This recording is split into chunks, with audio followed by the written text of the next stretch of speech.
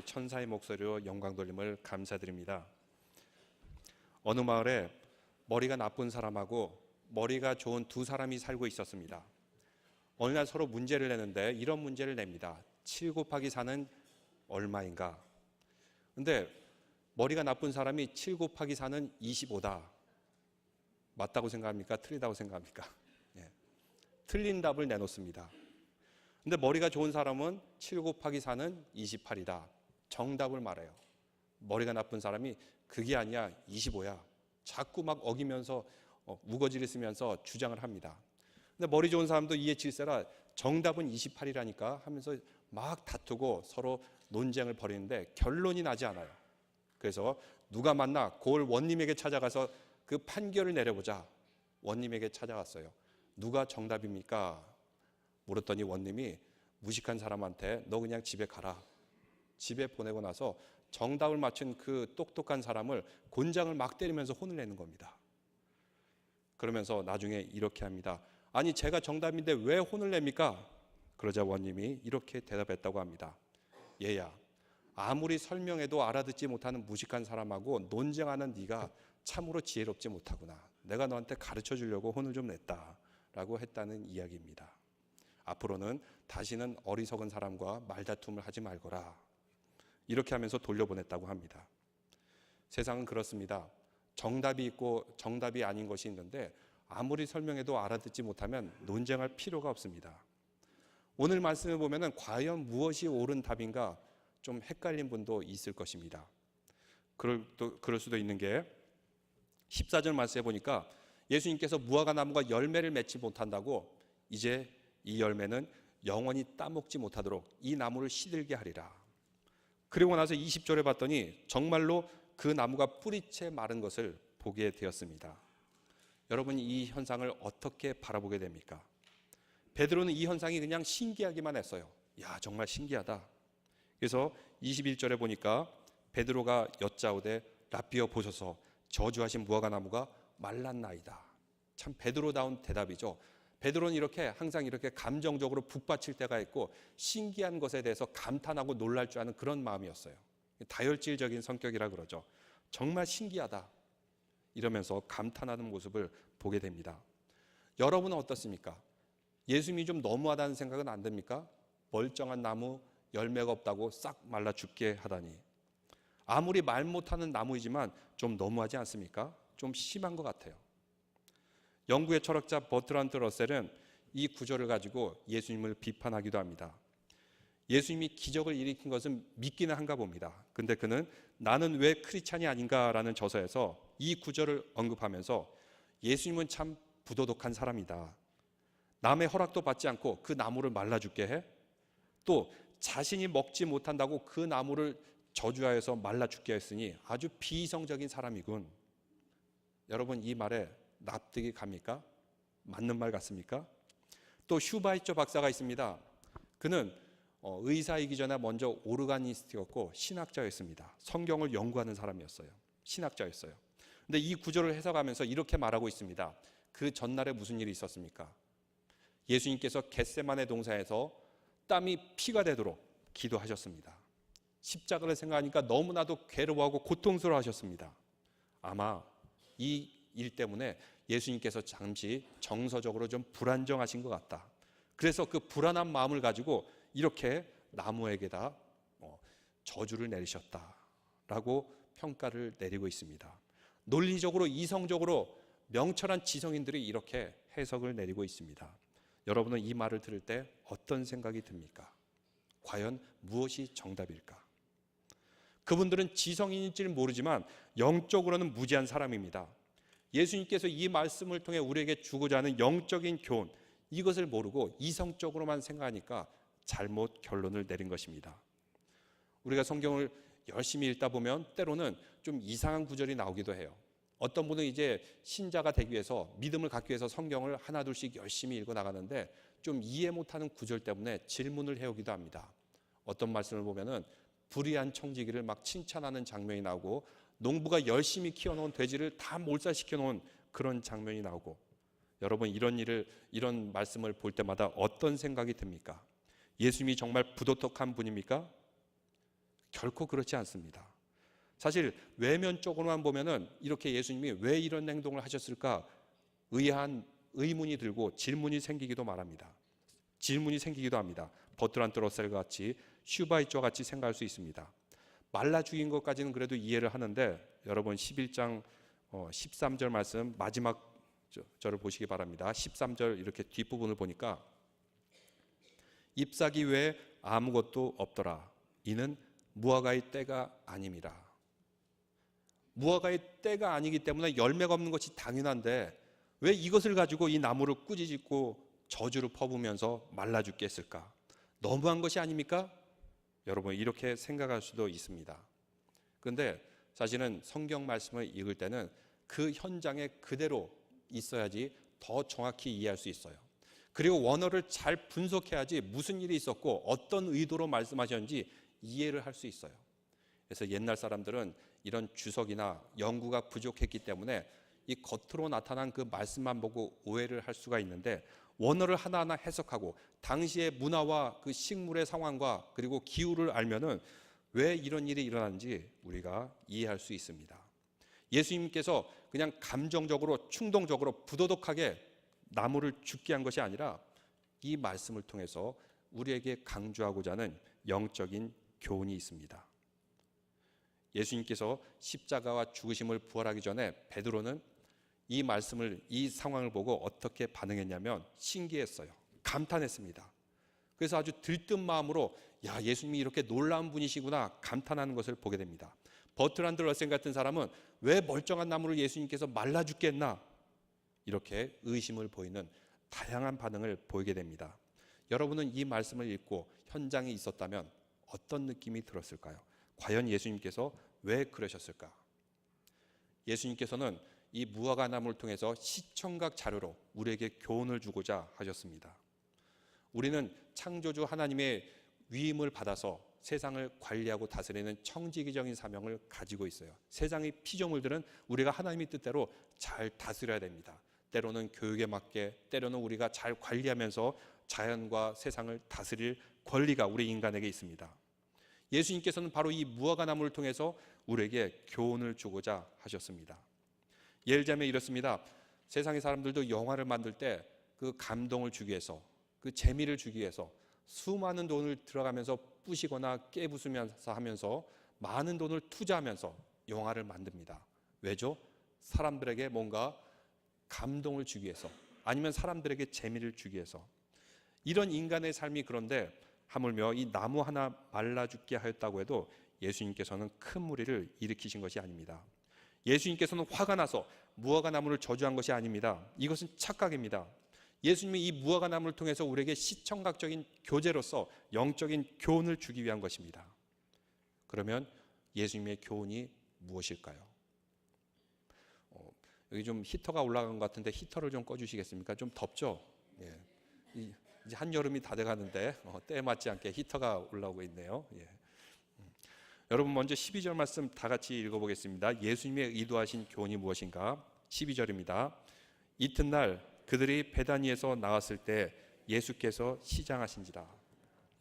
이때 예수님의 마음이 배가 고프셨다 말하고 있습니다. 예수님뿐만 아니라 저희들도 다 배가 고팠습니다. 배가 고플 때는 어떤 열망이 있을까요? 이 배고픔을 채우기 위해서 뭔가를 먹고자 하는 열망이 강렬하게 인간에게서는 그 욕구가 생기게 됩니다. 이런 욕망을 가지고, 이런 열망을 가지고 무화과 나무를 바라보셨습니다. 잔뜩 기대를 하고 무엇인가 열매를 얻기 위해서 무화과 나무를 쳐다보십니다.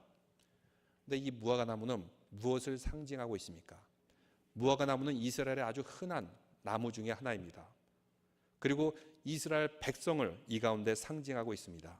이 백성들에게는 너무나 친숙한 나무입니다. 이 나무는 열매를 얻기 위해서 심은 그런 나무입니다.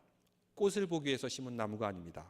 그래서 이름 자체가 무화과, 꽃이 없는 나무이죠. 세상에는 꽃처럼 화려한 사람들이 있습니다. 꽃처럼 화려한 것 같지만 열매가 없어요. 반면에 꽃처럼 화려한 건 없어요. 그렇지만 거기에 열매를 하나 둘씩 맺어가는 그런 인생이 있습니다. 바로 이런 인생이 무화과 나무와 같은 열매를 맺습니다. 하나님은 우리 인생 보시기에 어떻게 생각하겠습니까? 꽃은 시들고 푸른 마르나 하나님의 말씀은 영원하리라. 꽃은 금방 시들게 됩니다.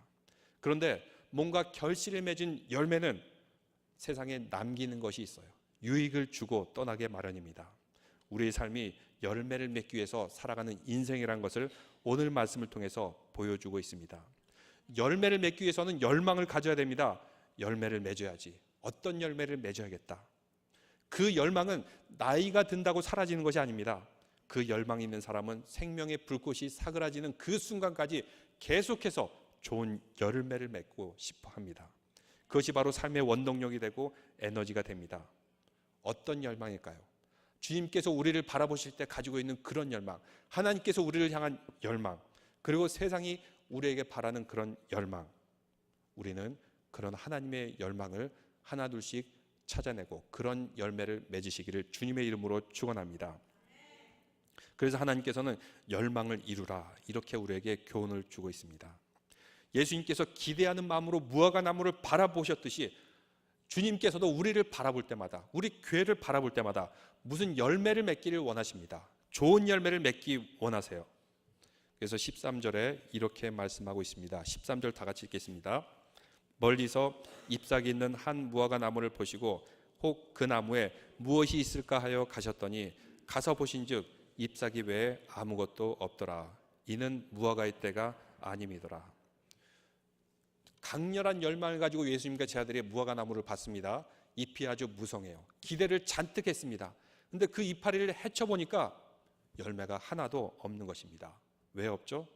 오늘 말씀 보니까 무화과의 때가 아니기 때문에 라고 볼 수 있지만, 여기서 이 때는 무슨 뜻이냐면, 우리가 시간을 생각할 때 헬라 사람들은 두 가지 의미로 생각해요. 하나는 크로노스라는 단임의 시간.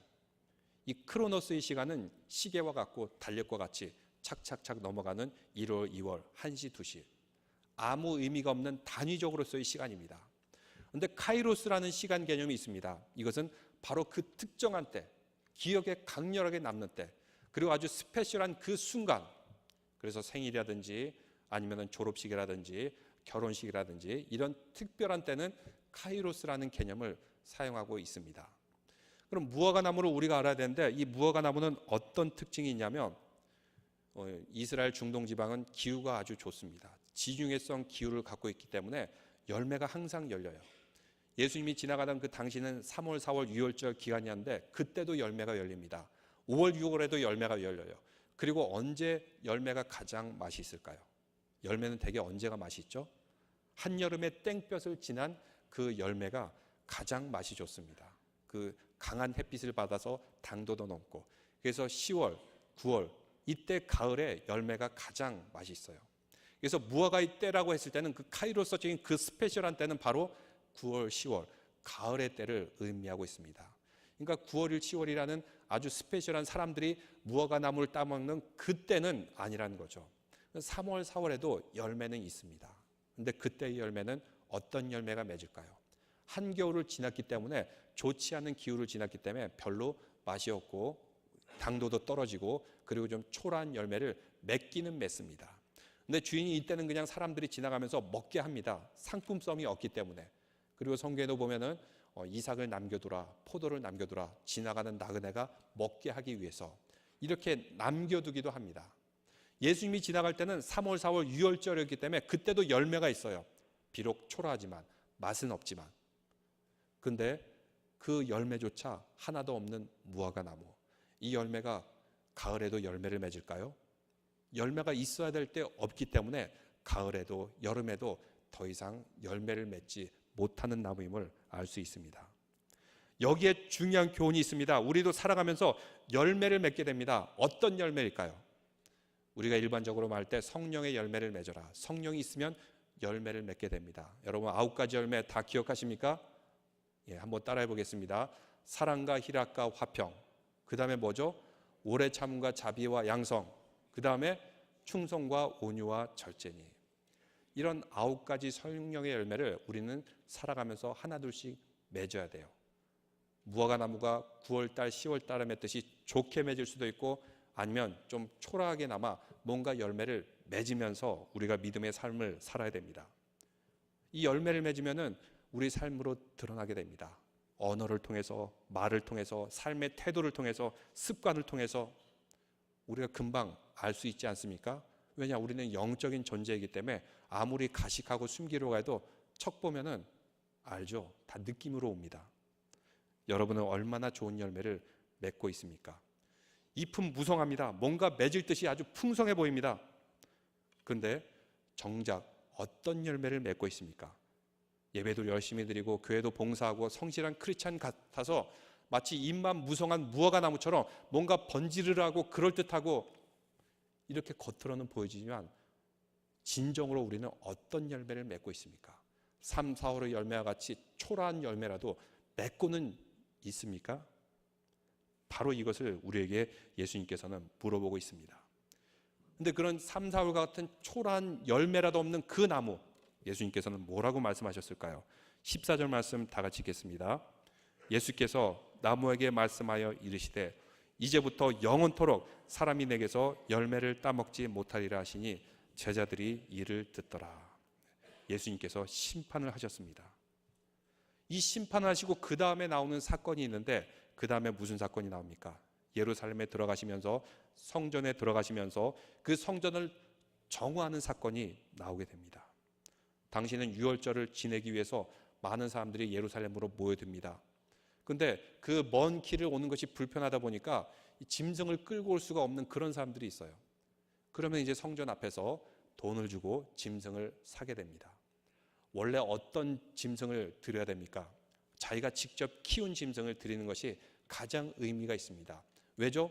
들에서 잡아오거나 어디서 산 짐승 같은 경우는 애착이 없어요. 그래서 죽어도 별로 감정이입이 안 돼요. 근데 자기가 키우고 애지중지해서 다 큰 이 짐승을 가지고 제사를 지낼 때는 마치 자기가 죽는 것 같은 그런 아픔을 갖습니다. 바로 너희 죄가 이렇게 죽을 죄이다.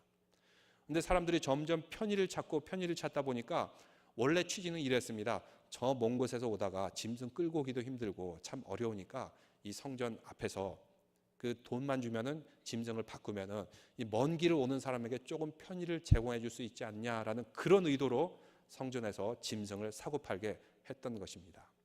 근데 이것이 점점점 변질되니까 그 제사장들이 이걸 가지고 돈 장사를 하는 것입니다. 깨진 짐승, 그리고 제사로 바칠 수 없는 그런 짐승, 이런 것도 폭리를 취해 가지고 사람들에게 착취를 하면서 팔게 되는 것입니다.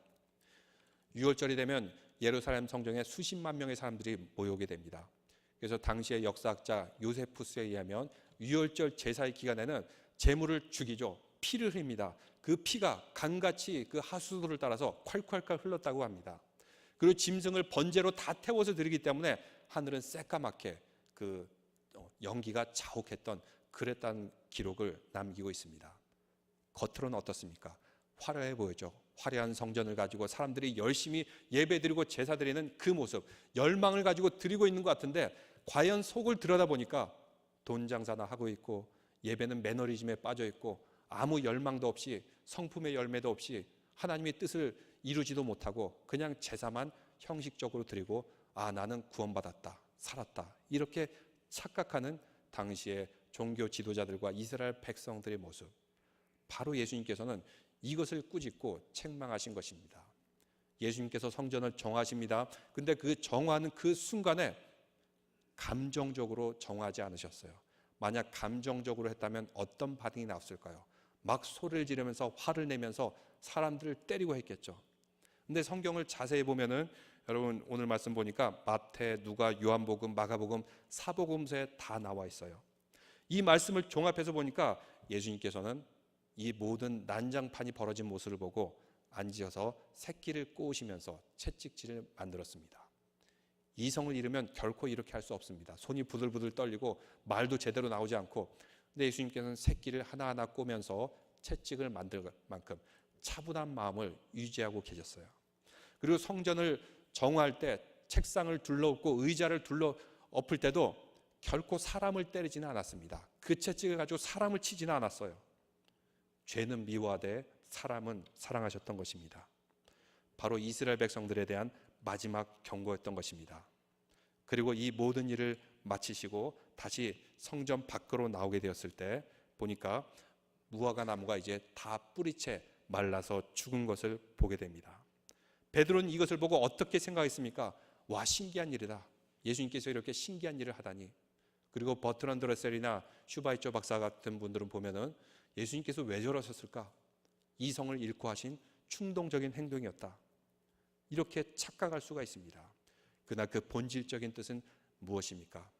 너희가 교회도 나오고 그럴듯하게 살고 위장은 잘하고 포장은 잘하면서 사는데 과연 하나님께서 바라보실 때 그 열망하는 열매를 얼마나 맺었느냐? 주님께서는 우리에게 말씀하고 질문하고 계시는 것입니다. 이것을 보고 감탄하고 있을 때 예수님께서 이렇게 대답하십니다. 여러분 22절 말씀 다 같이 읽겠습니다. 예수께서 그들에게 대답하여 이르시되 하나님을 믿으라.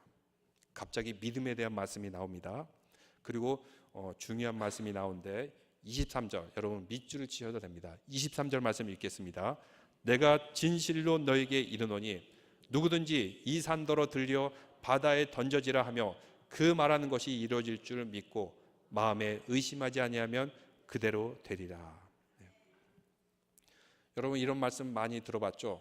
옛날에 부흥 강사 이런 분들 말씀 들어보면 교회 뒤에 산이 있었는데 저 산을 옮겨달라 기도하고 기도했더니 어느 날 갑자기 우르릉 쿵쿵 하면서 포크레인이 와가지고 그 산을 싹 다 옮기고 교회 주변이 재개발됐더라 하는 그런 얘기를 많이 들으셨을 것입니다. 정말 기도하면 이 산을 들어서 저 바다에 옮기라고 해도 얼마든지 옮겨질 수가 있습니다. 믿음만 있으면 그럴 줄로 믿습니다. 그런데 그러기 위해서는 어떻게 해야 되죠? 그 믿음의 기도가 무엇인지 그 비결이 24절에 나와 있습니다. 24절을 다 같이 읽겠습니다. 그러므로 내가 너에게 말하노니 무엇이든지 기도하고 구하는 것은 받은 줄로 믿으라. 그리하면 너에게 그대로 되리라. 아멘. 여러분 여기 잘 보면은 우리가 어떻게 기도해야 되는지 나오고 있습니다. 무조건 산이 옮겨 주십시오. 무조건 이것을 주십시오. 라고 하면은 기복신앙이에요. 근데 본문에는 뭐라고 말했습니까? 먼저 기도하라. 여러분 기도가 무엇입니까? 하나님의 뜻을 물어보고 하나님의 영적인 그 열매에 대해서 분별하는 그 시간이 바로 기도인 줄로 믿으시기 바랍니다.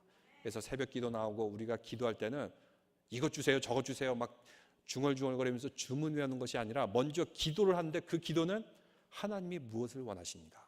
하나님이 나에게 무엇을 주시기를 원하는가? 이것을 분별하는 시간을 갖는 것입니다. 그러면 깨닫게 되는 것이 있을 것입니다. 아, 하나님이 지금 이것을 하기를 원하는구나. 이거를 성취하기를 바란구나. 그 다음에 기도하고 구하라. 이렇게 말하고 있습니다. 그리고 또 받는 줄로 믿으라. 그래야면 그대로 되리라. 말씀대로 되기를 주님의 이름으로 축원합니다. 왜 이렇게 기도하고 구해야 됩니까? 사실은 하나님은 우리의 아버지 되시기 때문에 막 간구하고 기도하지 않아도 주실 것은 다 주세요. 일용할 양식 다 주시죠. 우리에게 필요한 것 다 주시죠. 기도 안 해도 주시기는 주셔요. 근데 왜 기도하고 간구하라고 말합니까? 기도하고 기도 안 하고 받게 되면 이것이 하나님께서 주신 줄을 몰라요. 예를 들면 이 산더러 옮기라고 했는데 하나님께서 그냥 기도하고 간구하지 않았는데도 옮겨주셨어요. 그러면 이것이 하나님께서 주셨나 알지 못하게 돼요. 그러면 자기의 믿음도 지켜낼 수가 없습니다. 하나님께서 분명히 뜻이 있어서 산을 옮기고 그 다음에 은혜와 축복을 주시기를 원하는데 기도하지 않고 받은 사람은 그것을 몰라요. 더 큰 은혜와 축복을 누릴 수 있는데도 다 놓쳐버립니다. 근데 기도하고 받은 사람은 압니다. 아, 이래서 하나님께서 이것을 주셨구나. 저래서 하나님께서 이것을 허락하셨구나. 이거를 아는 사람은 자기가 받은 은혜와 축복을 지켜내고 더 큰 풍성한 은혜와 축복도 누릴 줄로 믿습니다. 그래서 우리는 기도해야 되는 것입니다. 그래서 기도하고 간구하고 이것이 될 줄로 믿으라. 그리하면 다 이루어지리라. 이렇게 하나님께서는 주님께서는 말씀하고 계십니다. 이 땅에 오신 선교사님도 그랬습니다. 선교사 복음 전하는 모든 사람들 당시에는 기도했습니다. 이 땅에 부흥이 있을지어다. 이 땅에 하나님의 뜻이 이루어질지어다. 언더우드 선교사 그리고 손양원 목사님, 주기철 목사님 당시에 그분들이 기도했다고 이루어졌습니까? 그분들이 살아있는 동안 하나도 이루어진 것이 없어 보였습니다. 하지만 10년, 20년, 50년, 100년이 지난 후에 그 기도대로 하나둘씩 다 성취된 것을 우리는 볼 수 있지 않습니까? 기도하고 구한 것을 받았을 때 우리는 알 수가 있습니다. 여기에는 하나님의 분명한 뜻이 있구나. 역사가 있구나. 더 큰 은혜와 축복이 기다리고 있구나. 우리 삶 가운데도 그 기도한 것을 믿고 구하고 간구함을 통해서 하나님의 역사를 이룰 줄로 믿습니다. 그래서 우리가 믿음이라는 것은 바로 내가 기도하고 구한 것을 받았다고 확신하게 될 때 진정한 믿음을 가질 수가 있습니다. 그래서 이 모든 것이 나를 위해 주셨다. 다시 본문 처음으로 돌아가 볼까요? 그러면은 예수님께서 그 무화과 나무를 보고 시장하셨어. 배고프셔서 열망을 하고 바라보셨습니다. 입만 무성할 뿐만 아니라 열매를 얻어라. 주님께서 우리를 바라보실 때도 분명히 그런 열매를 얻기를 원하십니다. 성령의 성품의 열매, 또 우리가 살아가면서 하나님께서 약속하신 그 약속의 성취의 열매, 그 열매들을 여러분은 하나둘씩 이루어가고 계십니까? 그 약속을 성취하는 믿음의 성도들 되시기를 바랍니다. 이스라엘 백성들이 그 광야 생활을 다 지나고 이제 가나안 땅에 들어가서 하나둘씩 하나님께서 원하시는 그 땅을 성취받고 약속을 받고 있었습니다. 약속을 받을 때하고 성취 받을 때는 사실 시간적인 간격의 차이가 있을 수가 있어요. 이것을 내 당대에 볼 수도 있습니다. 아니면은 내 자손, 후손 100년, 200년, 심지어는 1000년이 되어서도 그 약속이 이루어지게 될 줄로 믿습니다. 왜 그렇죠? 우리는 종말론적인 신앙을 갖고 있기 때문에 이 땅에서만 끝나는 것이 아닙니다. 저 영원한 천국 하나님 나라에서도 계속해서 그 약속의 성취가 되는 것을 우리는 바라보기 때문입니다. 그래서 오늘 말씀과 같이 주님께서 우리에게 열매를 맺으라고 할 때 그 열매를 조금이라도 3, 4월의 열매와 같이 비록 초라하더라도 열매를 하나 둘씩 맺어가고 있습니까? 아니면 그 열매조차도 없습니까? 바로 그 말씀을 교훈으로 삼아서 우리가 믿음이 있을 때는 이 산을 들어서 저 바다로 던지라고 했을 때도 던져질 수 있지만 우리가 믿음이 없고 기도가 없을 때는 아무 능력도 발휘하지 못한다. 그리고 결국은 주님으로부터 심판을 당할 수밖에 없구나 하는 것을 오늘 말씀을 통해서 알 수가 있습니다.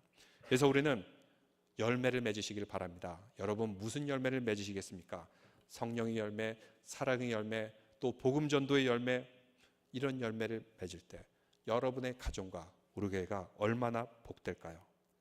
이 나무를 죽여서 너무 과하시다? 이렇게 생각하기보다는 하나님께서 우리에게 바라시는 열매가 무엇인가?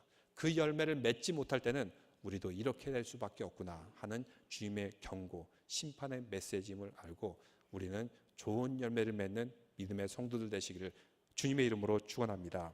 기도드리겠습니다.